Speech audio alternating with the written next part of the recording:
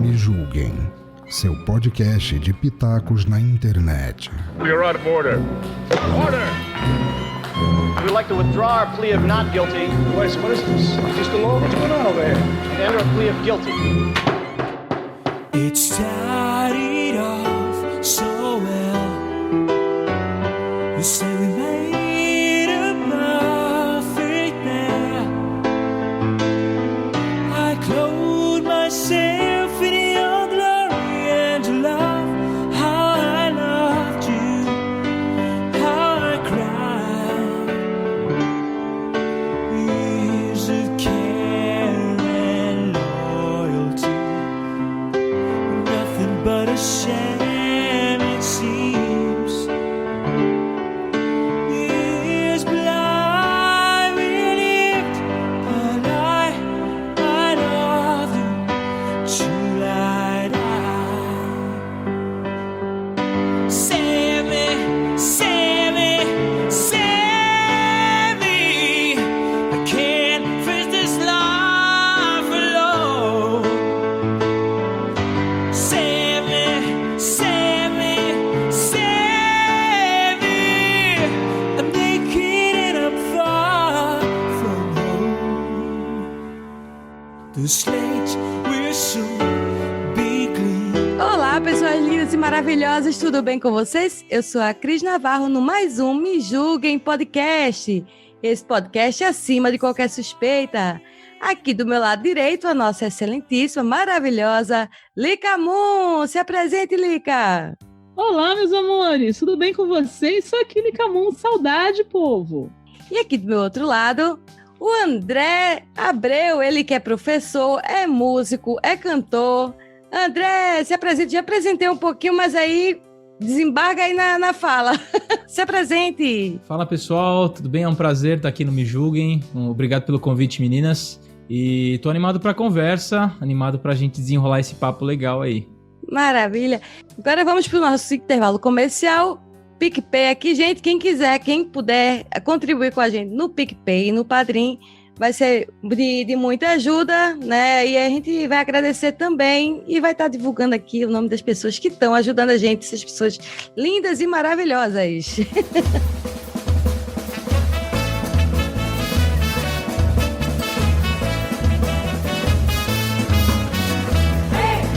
Você aí, me dá um dinheiro aí, me dá um dinheiro aí. Agradecimento aos apoiadores. Gostaria de agradecer aos nossos assinantes no PicPay, o Luciano Dias e o Sérgio Cabral. E no Padrim, Dan Endo. Obrigada! Pega aí, me dá, oi, me dá um dinheiro aí. Você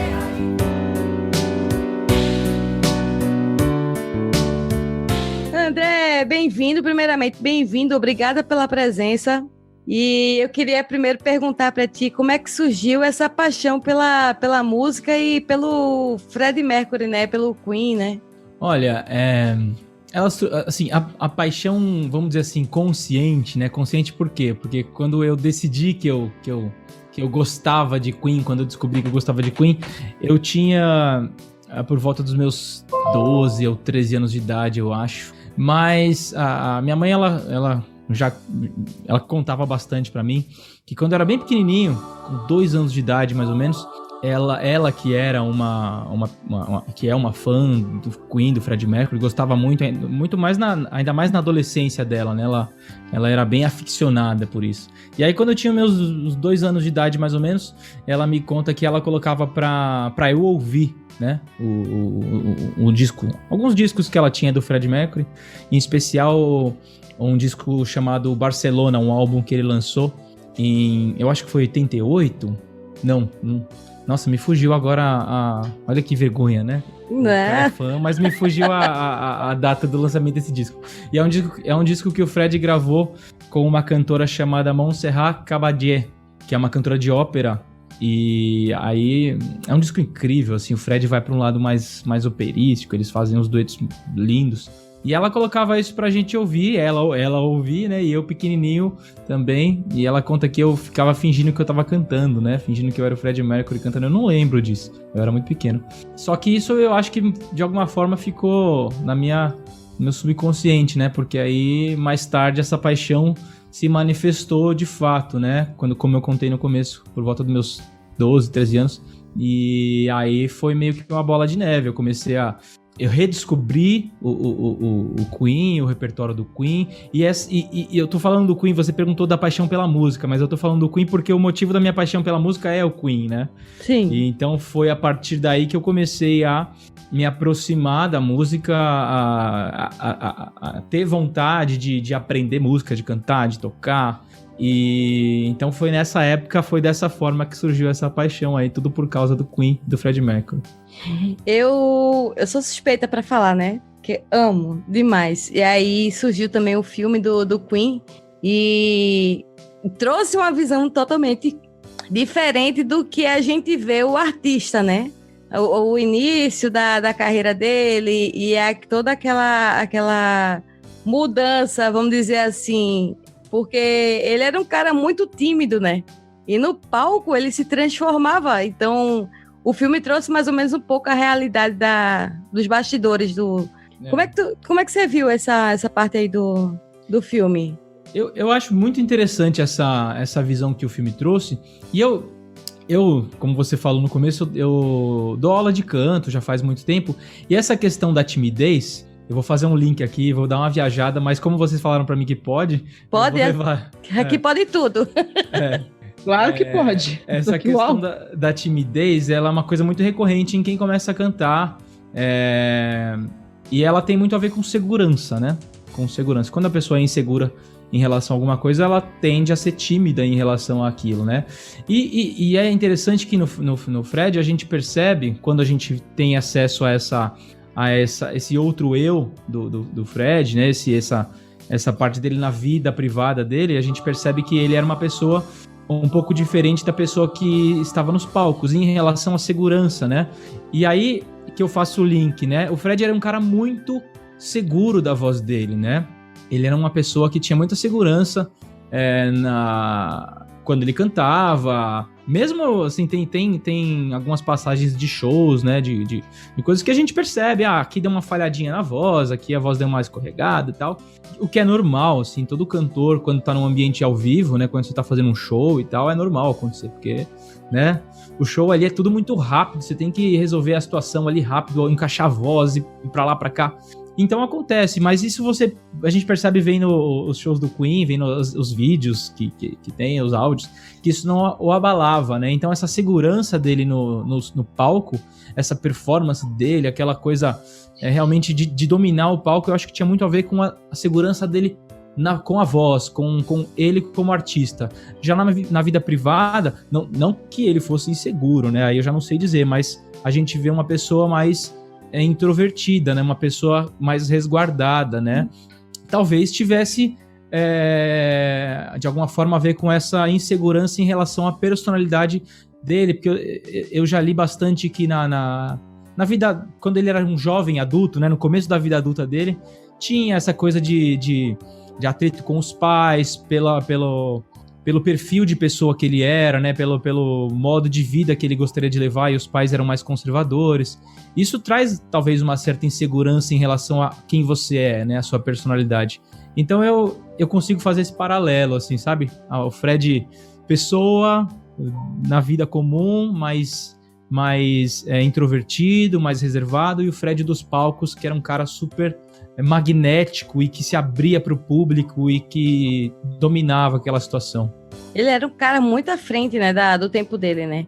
Você imagina quanto tempo faz que o Fred virou estrelinha, e até hoje a música dele perdura.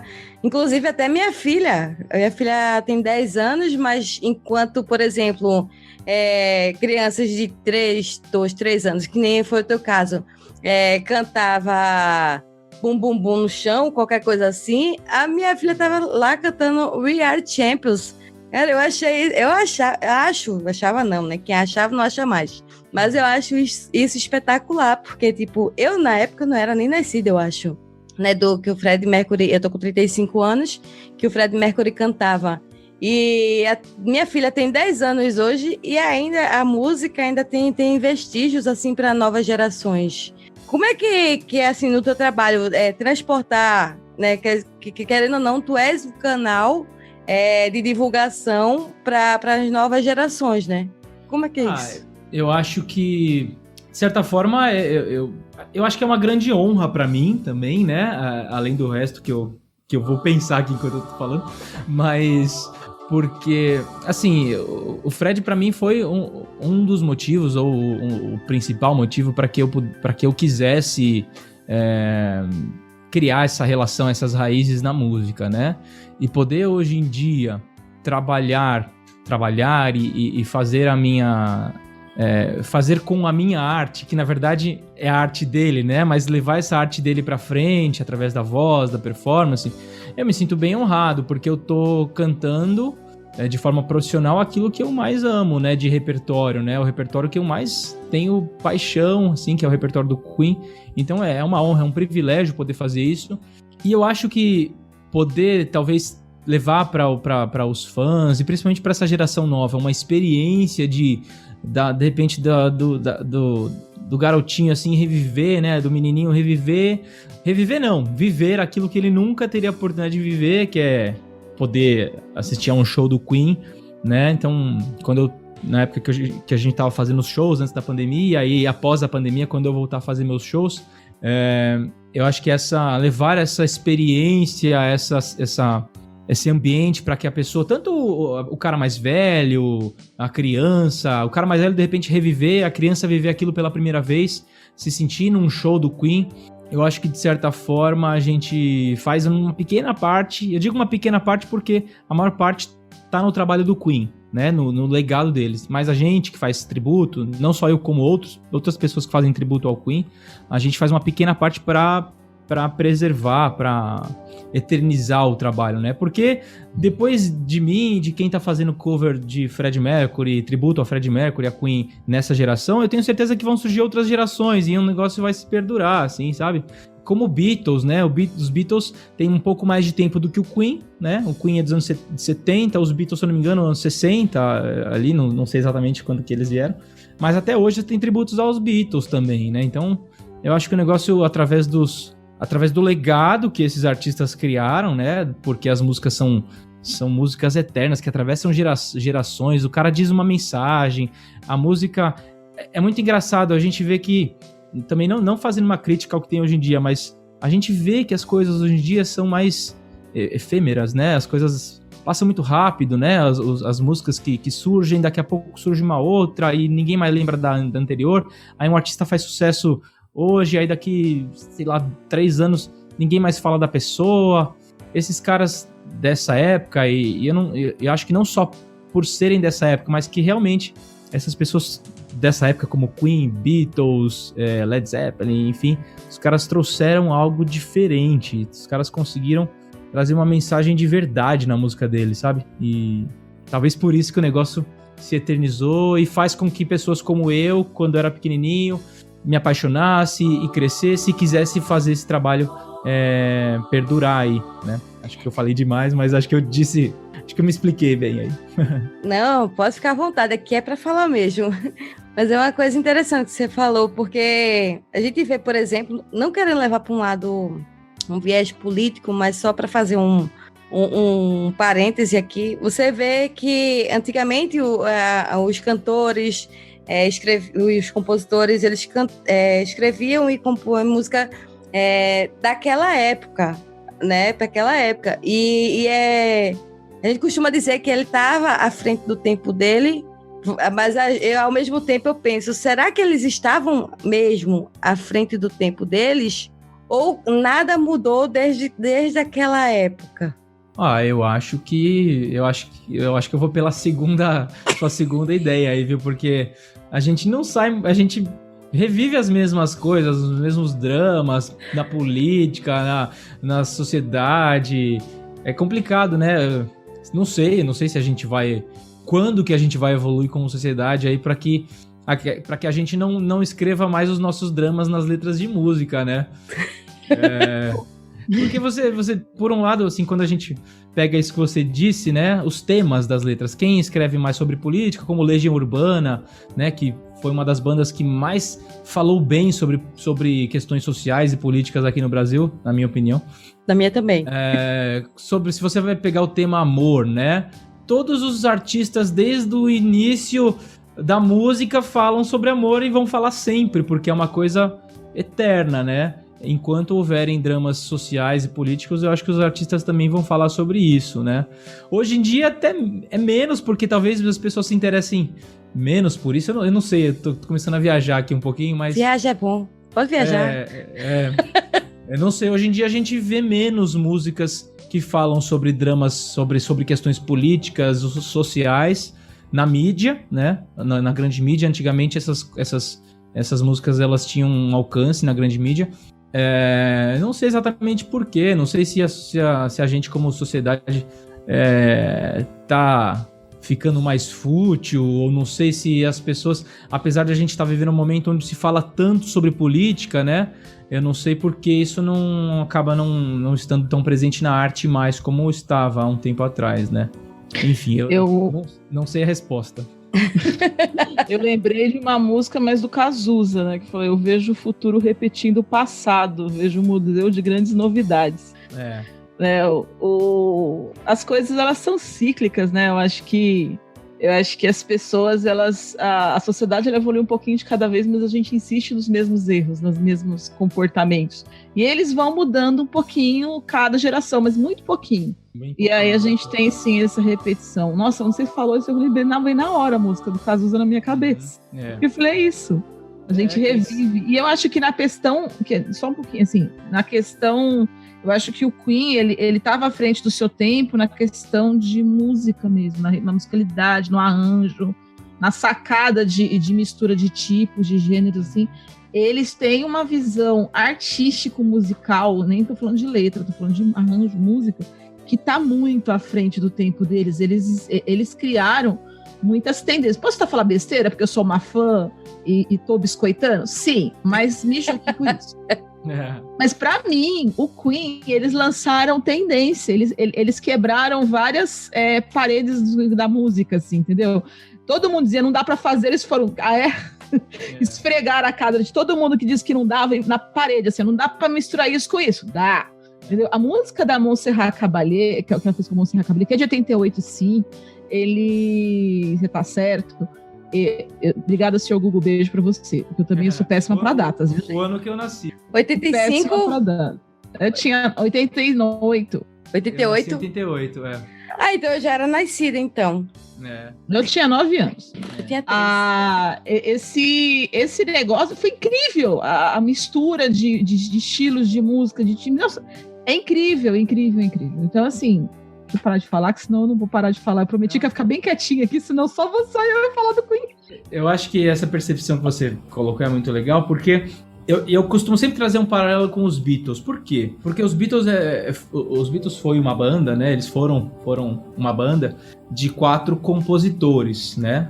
E o Queen também. Então eu acho que uma das grandes sacadas, né? Ou sorte ou vantagens em relação a muitas outras bandas. Tem muitas outras bandas que tinham muitos compositores também, né? Tinham, sei lá, os caras da banda, todo mundo compunha e tal. Mas isso é muito evidente no Queen, porque os 4 eram compositores, compunham as músicas do Queen. Todo álbum tinha música dos 4, eles até brigavam pra saber qual que era o single que ia sair do álbum e tal, música de quem. Inclusive, durante toda a fase 70 do Queen, durante todos os anos 70, o Brian May e o Roger Taylor, né, o guitarrista e o baterista, eles sempre tinham pelo menos uma música onde cada um cantava, porque além de serem compositores, os dois também cantavam muito bem.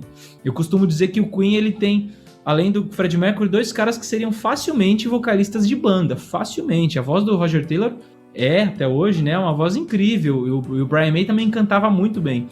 E também compunha. O John Deacon, baixista, apesar de ser o cara mais quieto ali e tal, ele também compunha música. E todos os 4 compuseram músicas que foram hits em determinados álbuns, né?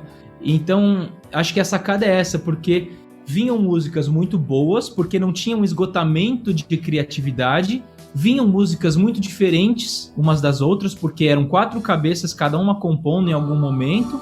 E o mais legal é que, se você acompanhar toda a trajetória do Queen, de 70 até hoje não, porque faz tempo que eles não lançam nada autoral, né? Mas até, comecinho dos anos 90, que foi quando eles lançaram os últimos trabalhos autorais com o Fred, ou com gravações do Fred, o Queen, ele foi, de certa forma, acompanhando as mudanças da música, das gerações, né? Então, se você pega o Queen de 70, é uma coisa muito mais rock and roll. O primeiro álbum do Queen, de 72, se eu não me engano, 71, tem uma coisa crua de rock and roll, aí depois virou um rock progressivo, até nas letras, assim, falava de uma coisa meio fantasiosa. Aí ficou depois ficou um rock mais agressivo, aí tem uma onda rockabilly, aí depois, nos anos 80, foram para um lado mais dançante, depois uma coisa mais pop, então eles foram acompanhando as mudanças da música. E aí você pensa, os caras foram inteligentes para acompanhar as mudanças da música, o público ia mudando os seus gostos ao longo das gerações, e eles estavam lá presente, acompanhando a mudança de gosto do público, sem perder a característica, né? Isso é muito, também, eu acho impressionante, na minha opinião, porque não é que os caras mudavam o estilo e viravam uma música pastelão daquele estilo.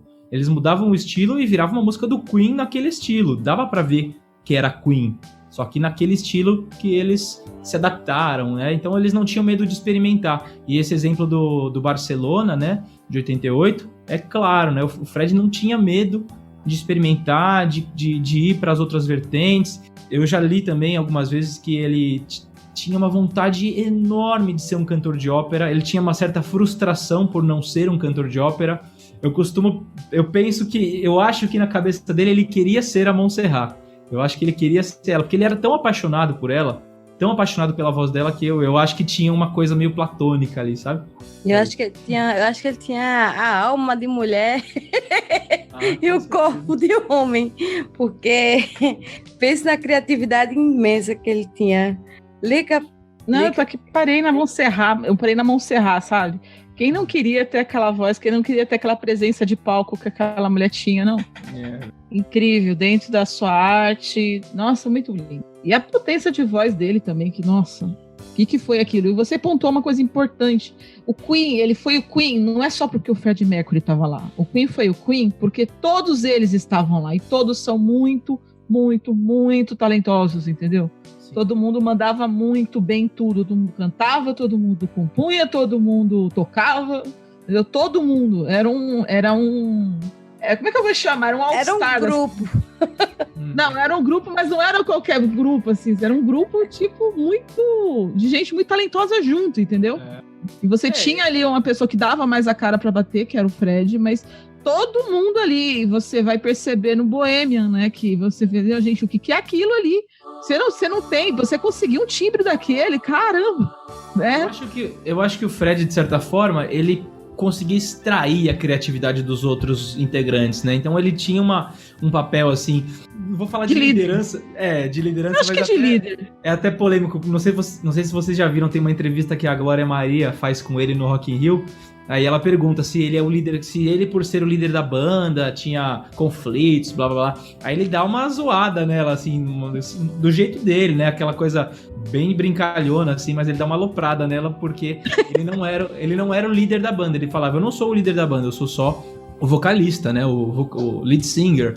E aí ela faz a pergunta em inglês pra ele entender e depois ela repete em português pra eles fazerem na edição, né?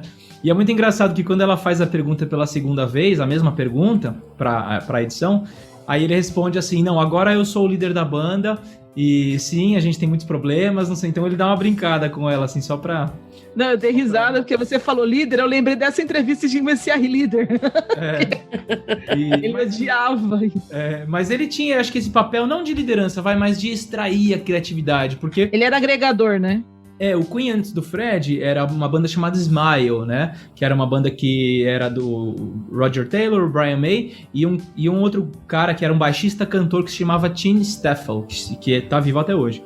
E eles eram uma banda mais comum, uma banda de rock mais comum. Aí o Tim Staffel saiu, o Freddie Mercury, se eu não me engano, ele acompanhava alguns ensaios dessa banda, ia nos shows dessa banda e tal. E aí ele chegou pros caras e falou, tem no filme isso, né? Tem essa passagem no filme. Aí ele propôs que ele queria fazer parte, que ele cantava. Ele já tinha algumas experiências com grupos anteriores, né? Se eu não me engano, ele tinha um trabalho com o nome de... Eu não sei se era uma banda ou se era um trabalho autoral dele com o nome de Larry Lyrics, que era o nome que ele usava antes. Tem 2 gravações que acho que são mais fáceis de encontrar dessa época, das músicas I Can Hear Music e da música Going Back, do Fred bem novinho cantando, assim, a voz bem diferente, depois procurem. E aí ele entrou no lugar do Tim Staffel, que saiu, da Smile, mudou o nome da banda, mudou tudo, não, agora vai ser assim. Então ele ia puxando, ele ia trazendo o lance da criatividade, e aí eu acho que ele extraía isso dos integrantes, sabe? Ele conseguia extrair essa vontade de arriscar, de sair do caminho comum. Uma música que você... A sua preferida do Queen? Eu não consigo responder isso pra você. Eu ia falar a mesma coisa, de fã pra fã. Não tem como. Pergunta é essa, Cris? A que você gosta mais de cantar? Quer dizer, tem todas, assim, mas tem uma que você tem um coraçãozinho mais... Então, é engraçado porque eu não tenho uma preferida, assim, vai meio de época, de fase, sabe? Tem uma fase que eu começo a ouvir mais uma específica, aí começo a ouvir outra, aí gosto mais de cantar uma, gosto de cantar outra. Eu acho que isso é porque eu gosto de quase todas, não vou falar todas, mas eu gosto de quase todas e então cada música pra mim tem o seu momento, né? Tem a sua fase que tá me pegando mais, assim, por algum motivo. Então canta uma pra nós, diz uma aí pra nós, pra tu cantar. Uma música pra vocês, eu gosto muito de Time, que é uma música solo do Freddie Mercury, que não é dele, a composição não é dele, mas é uma música de 86, que ele lançou em 86, e essa música é incrível, vale a pena ouvir. Então canta um pouquinho aí pra gente. Time waits for nobody. Time waits for nobody. We all must plan our hopes together, or we'll have no more future at all. Because time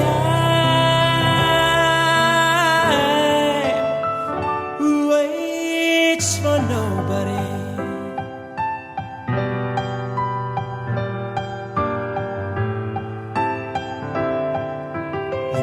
As well be deaf and dumb and blind. I know that sounds unkind, but it seems to me we don't listen to or spoken about it at all. The fact that time is running out for us all. Time waits for nobody. Time waits for no one. We've got to build this world together, or we'll have no more future at all. Because time,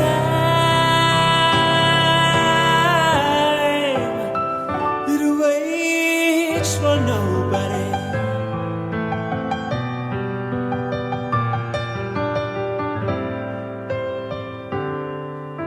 You don't need me to tell you what's gone wrong. You know what's going on. But it seems to me we're not cared enough or confiding each other at all. It seems that we've all got our backs against the wall.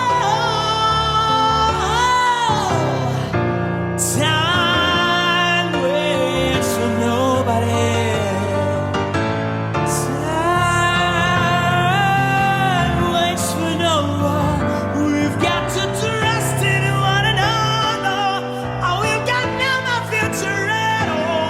Because time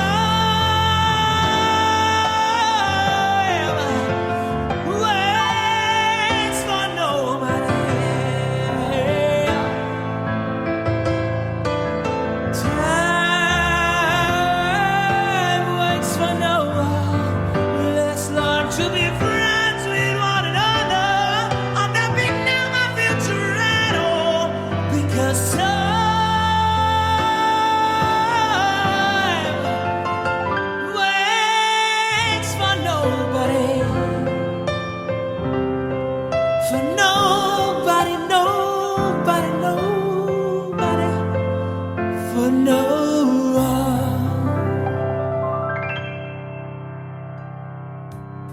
Mas, ó, teve eu não sei se era um boato, é uma dúvida que eu sempre tenho, que, por exemplo, os artistas, quando eles começam a ter sucesso e ganhar um pouco mais de dinheiro, eles começam começar a fazer uns detalhezinhos e ajeitar que eles não gostam, né? Por exemplo, o Freddie Mercury, ele tinha a cara dentária um pouquinho mais pra frente.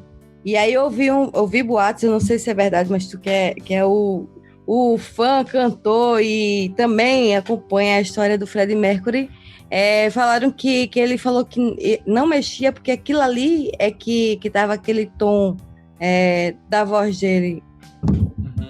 Olha, pra ser sincero, eu nunca li nada oficial falando sobre isso. Eu já vi também boatos, né? Sobre essa questão específica dele não querer mexer nos dentes por causa do medo de alterar a voz. Mas isso é um fato, né? Se ele mexesse muito na arcada dentária, pode ser que ele tivesse alguma alteração ali. Não uma alteração a ponto de prejudicar a voz dele, porque a questão da fonação da voz, né, da produção da voz, ela tem várias etapas, né? E a parte da arcada dentária da boca, como uma região de ressonância, de amplificação do som, ela é uma última etapa que é importante, obviamente, mas ela não, acho que não tem esse, a não ser, sei lá, se o cara ficar banguelo, né? Aí vai ficar mais difícil de pronunciar as coisas, mas de alterar a voz a esse ponto de o cara não ter mais a voz que ele tinha, não. Eu acho que ele não queria. Talvez na época não fosse tão simples como é hoje também, né? Você pôr um aparelho dentário, sei lá. E é engraçado que é uma coisa que... Outra coisa que eu vou falar que eu também nunca li sobre isso. É uma conclusão que eu cheguei sozinho. Posso estar falando uma besteira aqui, né? Mas eu fiquei pensando sobre o motivo do bigode dele, né? E tem alguns motivos que são mais fáceis, são mais óbvios, né?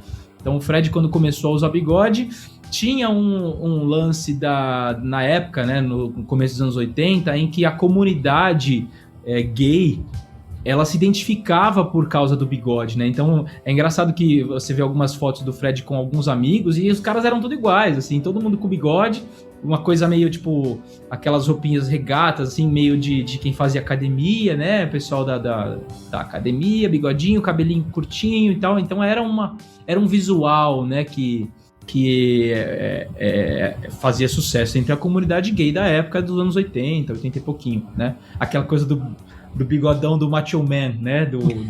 Do Village People. Mas também eu sempre fiquei pensando se ele não deixou o bigode crescer para disfarçar os dentes, né? Porque os dentes, ele com o bigode ficou uma coisa menos aparente, né? Ele sem o bigode era muito, muito visível, né? Os dentes grandes dele, né? Então, se você comparar fotos dessas duas fases, dá para perceber essa diferença, né? Ele deu uma disfarçada, vamos dizer assim. Eu acho também ele não deve ter mexido porque é uma marca dele, né? É uma característica. Eu acho que ele se dava muito bem com... Era um cara que tinha autoestima boa, né? Pelo menos, aparentemente, em palco, né? Na vida privada, como é aquele negócio. Só quem sabe realmente é quem convivia com ele. Lica, amore. Tá tão caladinha.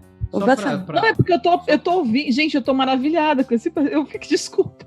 Tá, eu tô assim, os olhos brilhando, assim, ouvindo. Falei, gente... Só pra também complementar uma coisa que eu falei, pra depois não falar, o cara falou errado ali. A arcada dentária, sim, obviamente tem a ver com a fonação da voz, né? O que eu quis dizer é que, assim, não ia...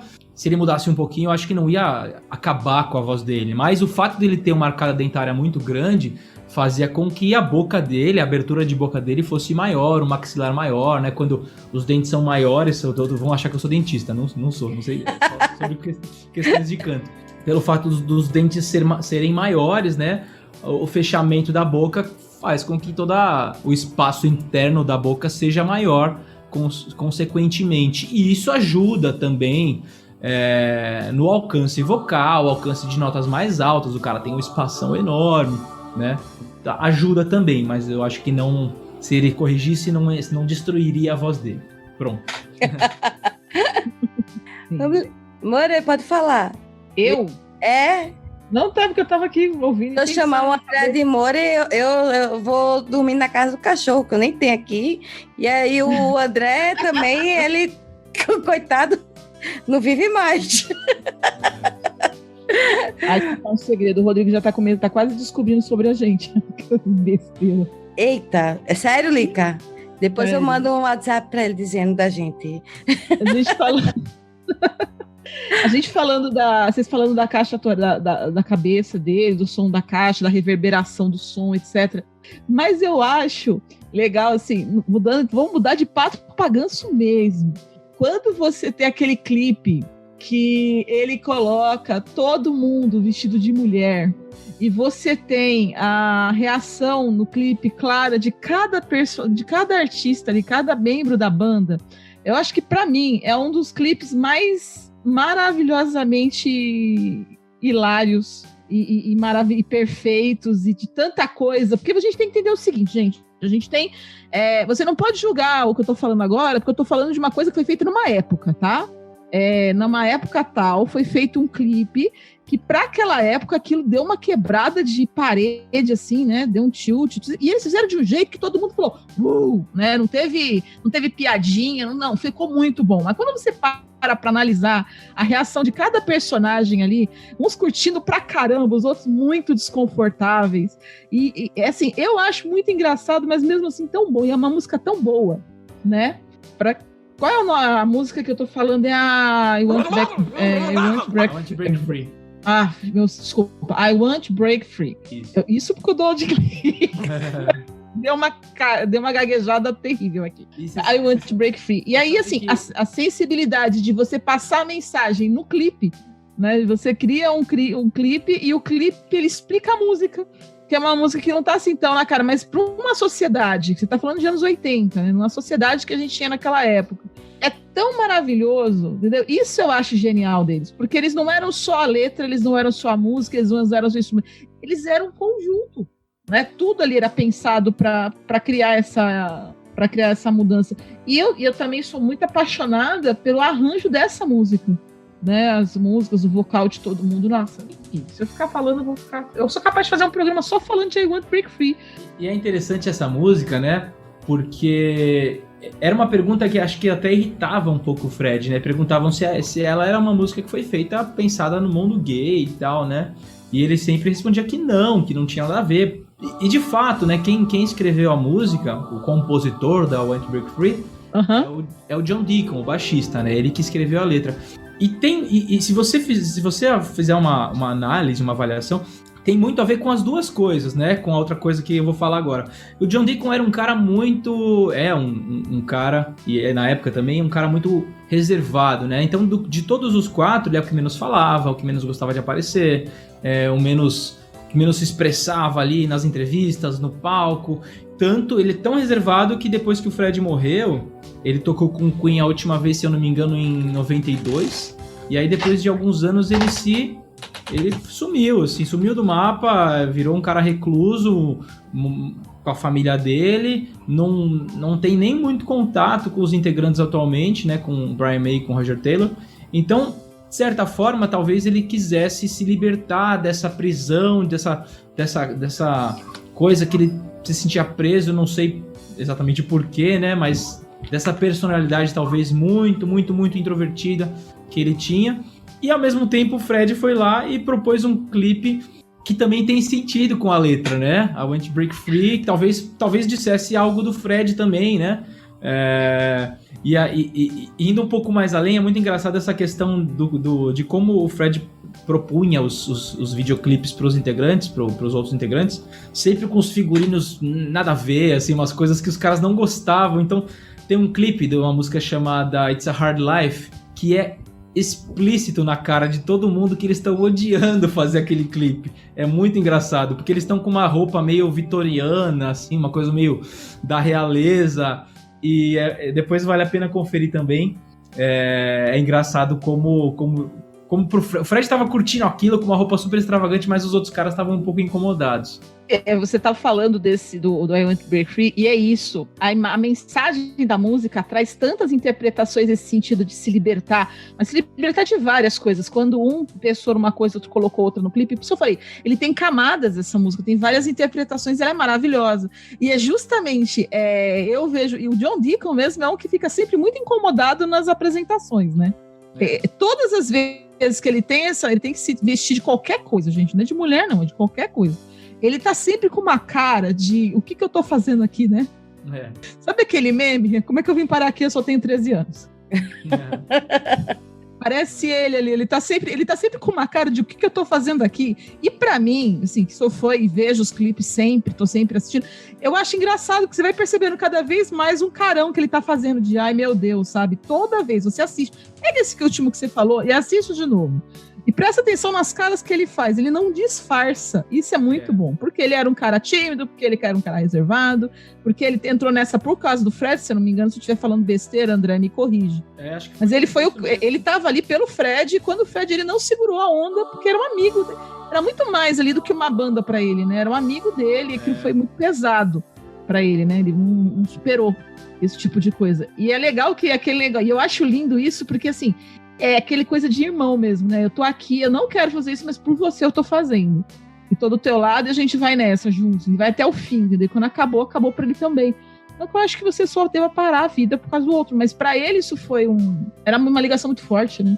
E ele teve uma época que ele começou a desgostar, né, do fato de fazer turnês, né? O John Deacon, já li sobre isso também, que ele era um cara que não curtia muito essa coisa de ficar longe de casa, fazendo turnê, viajando o mundo, porque não tem jeito, quando você tá em turnê, você vai ficar fora de casa, longe de casa por muito tempo, né? Então, mesmo assim, em um nível muito menor aqui, antes da pandemia, tava em uma sequência de shows contínua, né? Então a gente fazia a nossa turnê aqui pelo Brasil, passando por diversas cidades, e era assim, tinham várias semanas, né? Não era nem uma coisa, uma vez ou outra, várias semanas em que eu voltava para casa e ficava segunda, terça e quarta já ia viajar de novo. Então, imaginam eles, né, que ficavam meses fora de casa, longe de casa, em países distantes, fazendo os turnês. E o John Deacon, ele começou a se cansar disso, né, que é realmente muito desgastante. E o Fred Mercury morreu em 91, né? Virou estrelinha em 91. Era uma época que, pra quem não sabe, ele faleceu de HIV, né? De AIDS, aliás, que HIV é diferente. E era uma época que não se tinha, é que nem hoje, né? Não se tinha tipo, o tratamento, é que nem tem o Covid aí, que a gente não sabe a cura e nem praticamente nem o tratamento, né? Ainda os tratamentos que estão fazendo hoje são suposições que vai dar certo. Não, existem tratamento. O que você tem tratamento para controle. Para controle. Você não tem cura. Então, assim, remédio não é para cura, tá? Remédio não, eu tô falando da questão do Covid, não tem o tratamento, mas não é tratamento certo ainda, não é comprovado que cura, entendeu? Não tem, para Covid não tem tratamento, o que a gente tem é cura. Que é a vacina. No caso... a gente queria ter, por exemplo, o HIV, que podia ter a vacina, né? Isso. Tratamento. Até hoje não tem cura, né? E na época era uma coisa muito nova, né? Então, foram muitos artistas que morreram de HIV. Esses dias... Não, era uma sentença de morte. Eu tava vendo, assim, ali no metade dos anos 80 até meados dos anos 90, Renato Russo, o Cazuza, Fred Mercury, acho que foi o Cazuza primeiro, depois o Fred Mercury, depois o Renato Russo, né? Renato Russo acho que foi em 96. Eu acho que foi.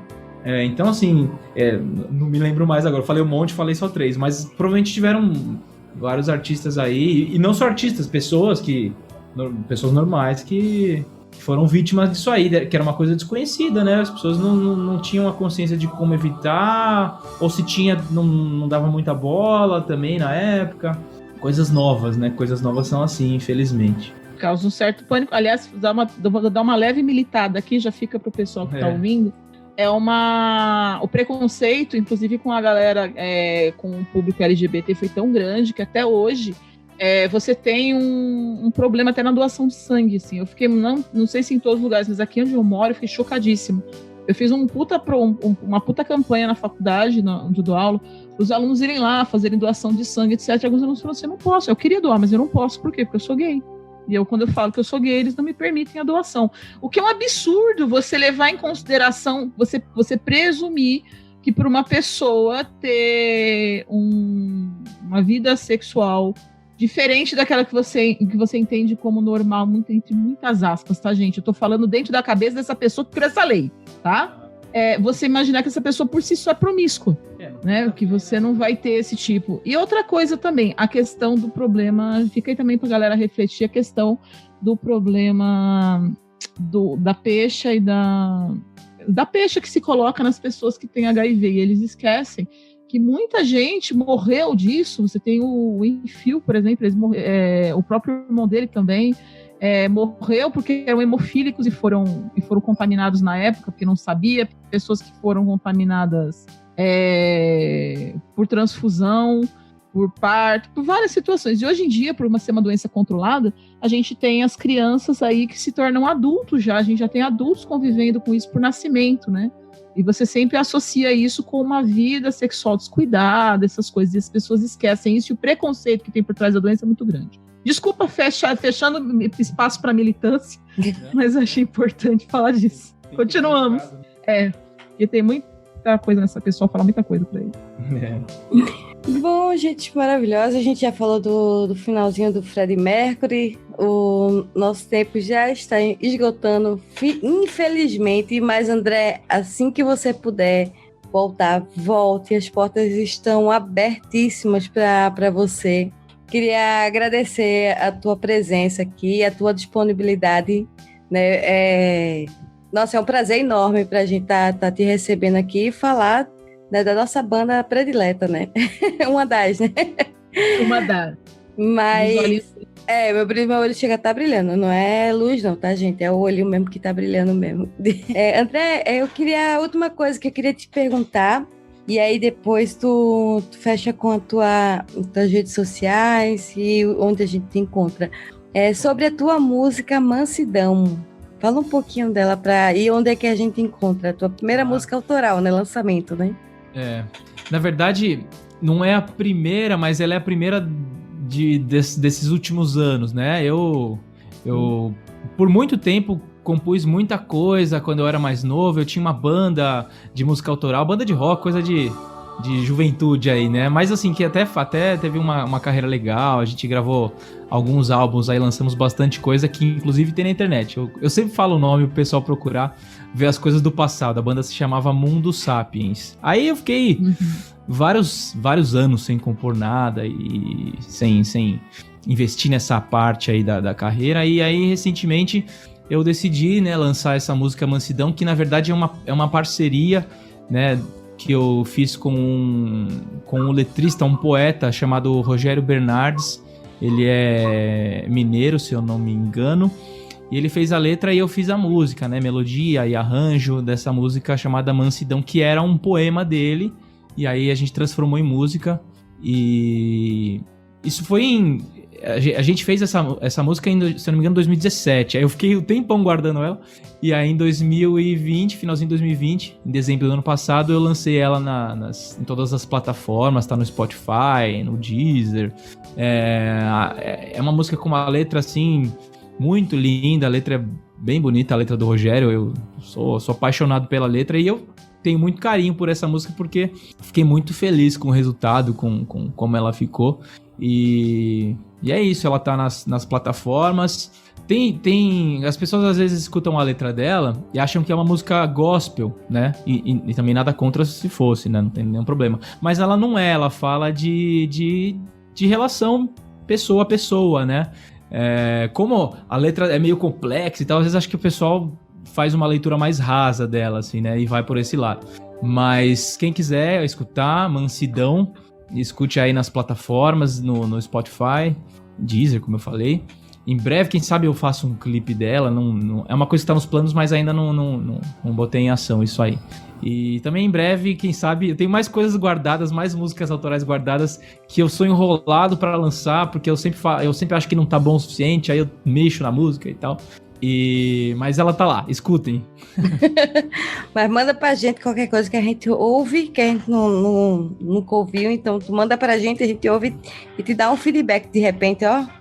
Tá, eu vou mandar. E onde é que a gente te encontra? Tuas redes sociais? Eu tô principalmente no Instagram, né, que é onde eu estou mais ativo, vamos dizer assim, que é o André Abreu Oficial, né, @André Abreu Oficial.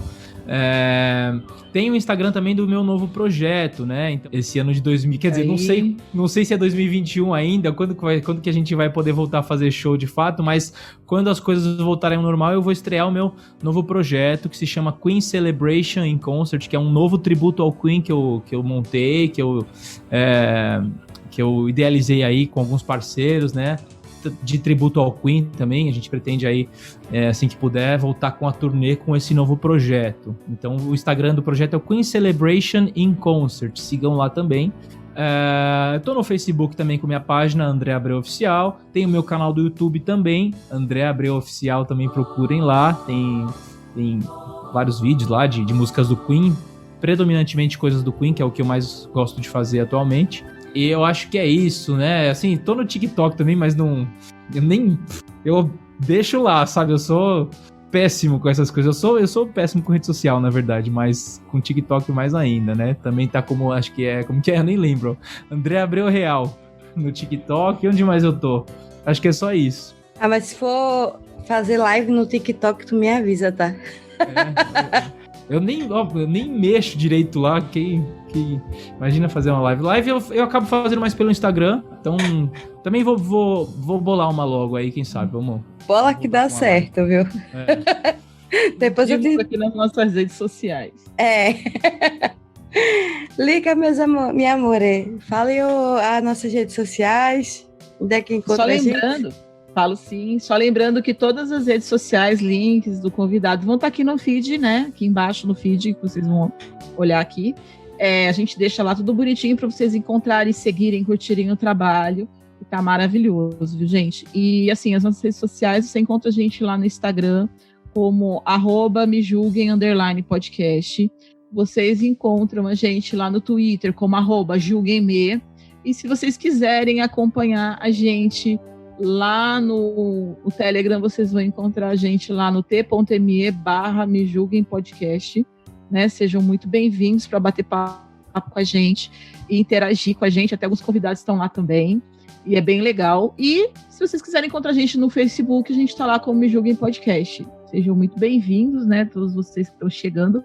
Estamos recebendo muita gente nova, então sejam bem-vindos. E a sua, amore? A minha? Rede social? A minha todo mundo já conhece.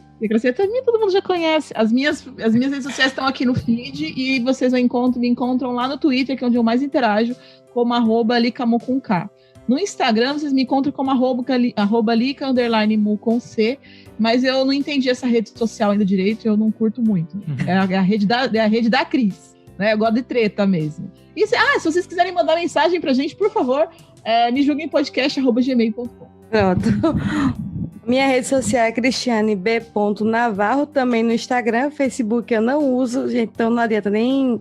Pode me seguir lá, né? Mas eu não uso mais o Instagram. Sou apaixonada mais pelo Instagram.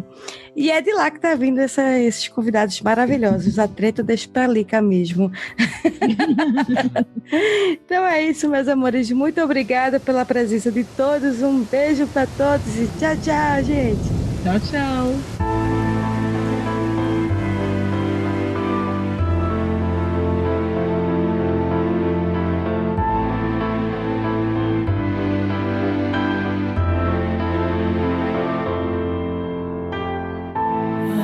Antes do teu firmamento, as lágrimas eram granizo, a ressaca fez mar sedento, a tempestade levou meu riso. Chegou a mansidão, então chegou a mansidão. sol poente se escondendo em tarde quente e uma noite enluarada, cheia de estrelas cadentes. Há em ti um cheiro de brisa e um rastro de chuva fina, como Deus das velhas lendas acalmou minhas tormentas.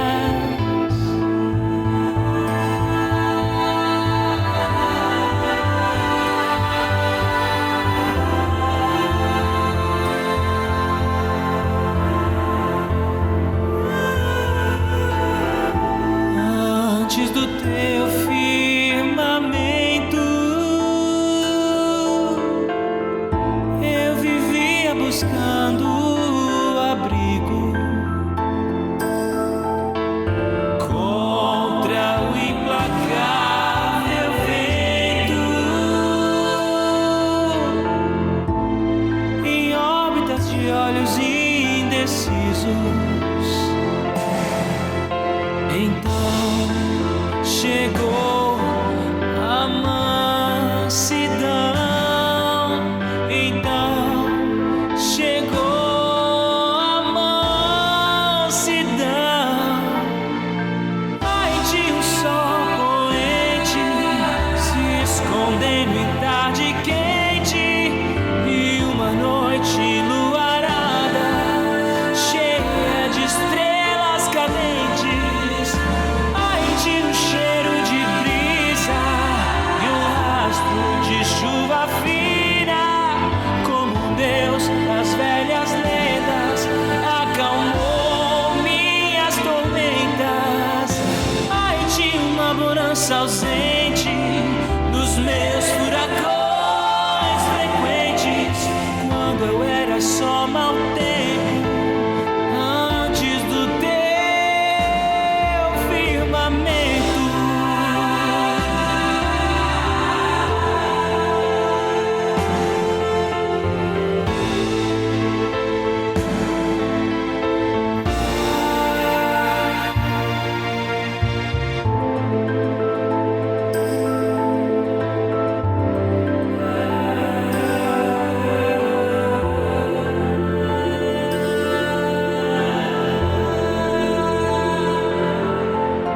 Então chegou a mansidão, ela tem o teu nome. Este programa é uma edição de Hype Productions.